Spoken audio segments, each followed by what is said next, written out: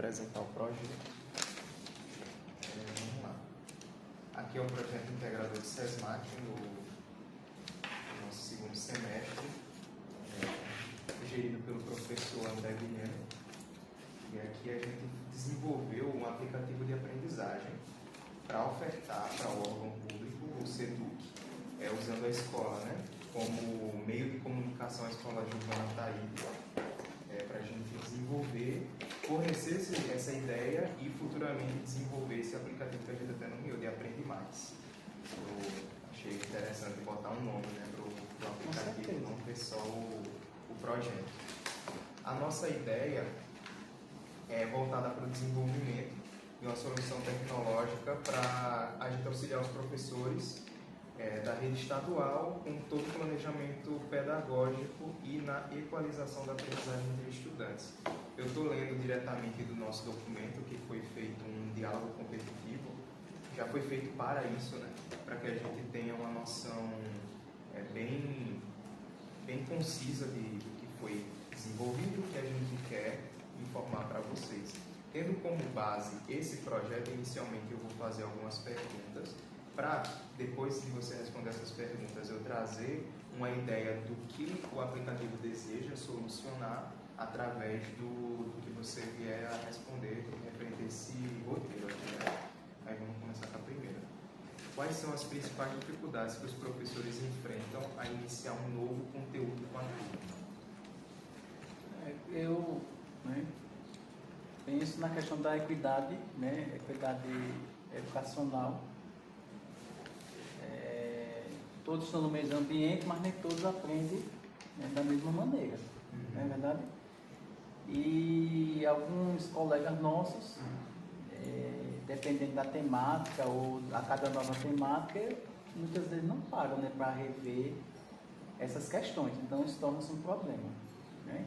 Porque existem diferentes fases, né, no processo que o aluno está atingindo, né, as competências ou não, certo? E se não deu certo, introduzir novos instrumentos, né, novas tecnologias, novos instrumentos, novas metodologias, né, para ver se essa equidade ela acontece mais rapidamente, certo?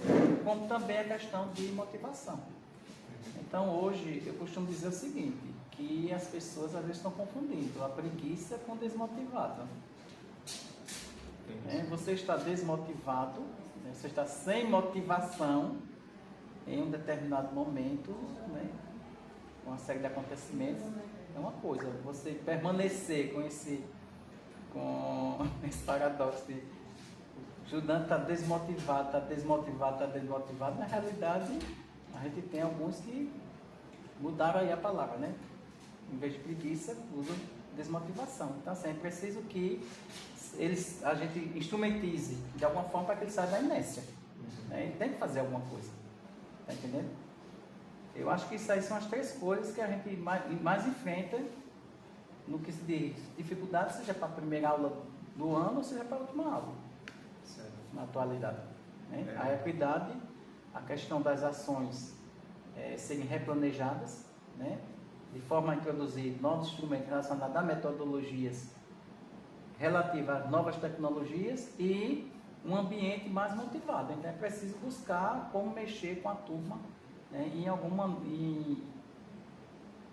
momentos diferentes, né? Em algum momento tem que todo mundo participar. Certo. A escola possui hoje algum método ou prática para identificar o conhecimento prévio dos alunos antes de começar um novo semestre? A gente sempre faz avaliação diagnóstica, entendeu? Independente se esse ano é um ano atípico porque foi ano de avaliações externas, né? No caso Saeb. Mas independente de ter ou não Saeb, tem que ter as avaliações diagnósticas para a gente saber daquela turma qual o potencial que eles têm. Então a gente, se tiver 5 primeiros, a gente vai saber pelo menos o diagnóstico dos 5 primeiros, no que se refere principalmente à língua portuguesa e matemática, entendeu? Sim. Faz uma primeira aplicação, depois faz uma segunda, faz uma terceira. E fora isso, as aplicações das atividades, né? Durante o decorrer do ano letivo, né? seja por via de atividades individuais ou de atividades coletivas, né? Então, a gente sempre coloca simulados em bimestres, ter simulado de todas as disciplinas, porque aí você tem um diagnóstico mais abrangente. Certo. Entendi. Os professores, eles demonstram a necessidade ou interesse em alguma ferramenta que auxilie nesse processo? Como a gente já conversava aqui, né, anteriormente, todo instrumento que alicerce o professor no seu trabalho e que venha melhorar, né, com a execução do planejamento pedagógico dele, eu acho válido, né? Então, tudo aquilo que vem facilitar meu trabalho, eu acho válido. Agora, o que está em questão é se realmente eu estou aberto, como profissional, a essas novas propostas, entendeu? Nossa escola já teve tempos piores, né? Mas atualmente a gente tem algumas restrições, digamos assim, que de 100%, hoje a gente tem o quê? Talvez 5%, né? Que ainda tem alguma resistência, né? Não por não querer fazer, né? Por ter o medo de não saber se instrumentalizar com aquilo que é proposto dentro da tecnologia. Entendeu? Estou entendendo. Eu vou fazer a 4 e a 5 de uma vez só, que é quais são os maiores desafios, né, na escola, nesse acompanhamento do aprendizado, e se a equipe, mexeu um pouco com essa última pergunta também, né, se a equipe tem a receptividade de receber um novo aplicativo, algo que acrescente na rotina deles, né, que vai ajudar, mas que vai ter que ter uma adaptação, algo novo. O que você acha dessas duas questões aí? No que se refere à questão dos desafios, né? Maior desafio em relação ao acompanhamento dessa aprendizagem do estudante, né? Eu ainda coloco a questão familiar, né? Então, a questão familiar, no que se refere ao comprometimento das famílias com a escola e com a aprendizagem do estudante, né? Então, famílias hoje jogam mesmo o estudante na escola, e acho que a escola é quem tem que tomar de conta, né? E a gente não está aqui para educar as pessoas domesticamente, né? Então, a educação doméstica é familiar, né? A escola é onde você media, você instrumentaliza, você busca, você discute, enfim. Você está na escola para conhecer, né? Ter conhecimento, né? Mas a questão da formação, do caráter, da personalidade do indivíduo, né? Então, essa educação familiar, ela está muito fragilizada, certo? E isso coloca a escola em determinadas dificuldades na hora que vai vivenciar determinadas aprendizagens, né? Então, isso é um ponto crítico. Outro ponto é manter o aluno com a frequência, mas com a aprendizagem eficiente. Então, o aluno hoje ele pode ser frequente, mas ele não tem aprendizagem, ou não querer ter aprendizagem, porque quando você leva determinadas atividades, né, mesmo que sejam em dias diferentes, em aulas diferentes, e você não tem o feedback do estudante, alguma coisa está errada. Então, não é você que não quer que ele não faça, ou você não está levando algo diferente para ele fazer. Ele, por si só, não quer fazer. Ele só quer a frequência, né? Aí é onde entra, por exemplo, tem os incentivos, né? O incentivo para combater a evasão, combater a evasão e repetência, né? E aí, você tem hoje em dia um incentivo pelo incentivo. Você não tem esse incentivo atrelado a rendimento de aprendizagem, né? Porque eu acho que atrelado a 80% de frequência. Por isso que eu estou frequência, mas não estou rendendo. No momento que esse incentivo fosse atrelado a uma questão de rendimento de aprendizagem, eu acho que isso teria mais efeito além da frequência, entendeu? No que se refere ao aplicativo, né, pelo menos toda plataforma que já veio, que a gente trabalhou aqui na escola, junto com o coletivo, né, que instrumentaliza, né, o coletivo, que dinamiza o trabalho coletivo ou individual, então ele sempre tem, né, ele é bem recebido, entendeu? Então os professores passam a usar, né, passam a verificar, às vezes no início tem alguma dificuldade, mas depois vai vendo que aquilo ali, né, está beneficiando, né, o trabalho dele, está instrumentalizando ele para que ele ganhe tempo, né? Certo. Foi muito interessante a sua opinião referente a esse assunto, que o aplicativo ele tem o objetivo de, como é que eu posso dizer, né? Suprir várias dessas necessidades, não toda, né? Porque, por exemplo, ele não pode mexer na base familiar, por exemplo, mas ele tem a capacidade de auxiliar internamente. Por exemplo, um dos pontos que foi mencionado, que é aquela questão de você beneficiar, mas não beneficiar o aluno, trazer um benefício, trazer um projeto, um programa que incentive, mas não tem rendimento somado a isso. E aí a gente pode desenvolver, juntamente com esse aplicativo, né, uma maneira, já que é integrado com o órgão, né, com o SEDUC, para medir justamente essa questão do rendimento somado com os projetos de incentivo. Por exemplo, já que é um aplicativo aberto a ideias, é uma ideia no momento, a gente inicialmente tem um projeto de que ele sirva como uma base de equidade, né, do estudo, para que o professor entenda qual é o nível da turma e isso seja algo dinâmico. Porque, por exemplo, hoje existem provas, existem simulados. Eu estou vendo que o órgão público está cada vez mais digital e aí acredito que no próximo ano ou daqui a um período de tempo não muito longo, os professores vão começar a aplicar provas digitais e essas provas digitais elas podem ser integradas ao aplicativo para que a gente possa fazer, por exemplo, uma medição sem precisar adicionar algo novo. Por exemplo, a gente tem um simulado que hoje é aplicado de forma física e preenchido manualmente. E aí esse aplicativo pode ter uma interface integrada com as avaliações atuais, os projetos, e ele...